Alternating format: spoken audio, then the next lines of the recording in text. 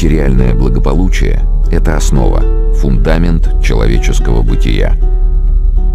Человек живет хлебом единым только в условиях, когда хлеба нет. Абрахам Маслоу. Теория иерархии потребностей.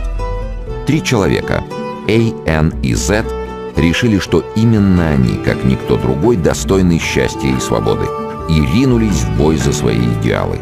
Задача обрести финансовую независимость казалась невыполнимой и сложной.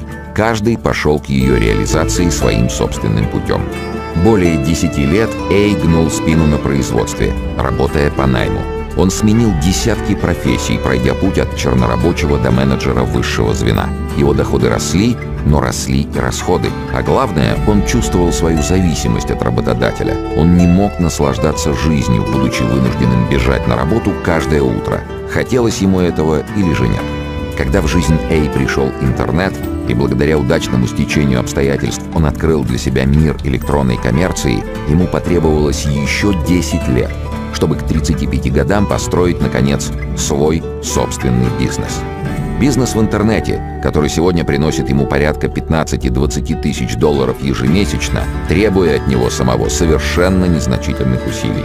Эй обрел свой фундамент, став счастливым, самодостаточным и финансово независимым человеком, но потратил на это половину своей жизни.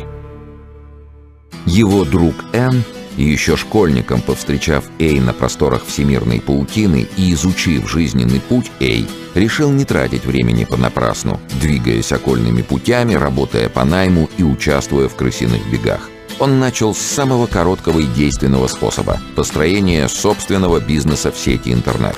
К своим 22 годам этот все еще молодой человек добился многого. Всего того, что имел Эй в 35. Сегодня Н, едва вступивший во взрослую жизнь, ни дня не работавший на дядю, имеет свои 15-20 тысяч долларов в месяц, занимается интересным творческим делом и наслаждается жизнью на полную катушку. И проживший половину жизни Эй и его молодой друг Н обрели свой финансовый материальный фундамент в виртуальной сети интернет, откуда и выкачивают денежки, не утруждая себя ежедневной ходьбой на работу. Ненастоящая с точки зрения большинства обывателей сеть приносит им вполне настоящие, реальные деньги, достаточно крупные деньги. «Так не бывает!» — воскликнете вы. Бывает. Ведь и Эй, и Н вполне реальные люди, а не вымышленные персонажи.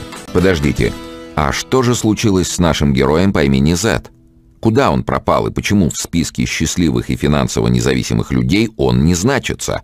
Увы, но Зет не верит в то, что интернет способен приносить деньги. Он, как и 20 лет назад, пробует ковать свое счастье в реале. Он окончил школу, затем институт, после чего получил неплохую должность в какой-то юридической конторе. Живет Зет, как и 20 лет назад, от получки до аванса. Имеет несколько непогашенных кредитов. Раньше снимал квартиру, теперь прикупил собственную комнатку в коммуналке. Есть некоторая уверенность, что ближе к пенсии он сможет таки приобрести однокомнатную хрущевку по ипотеке, что, впрочем, еще далеко не факт.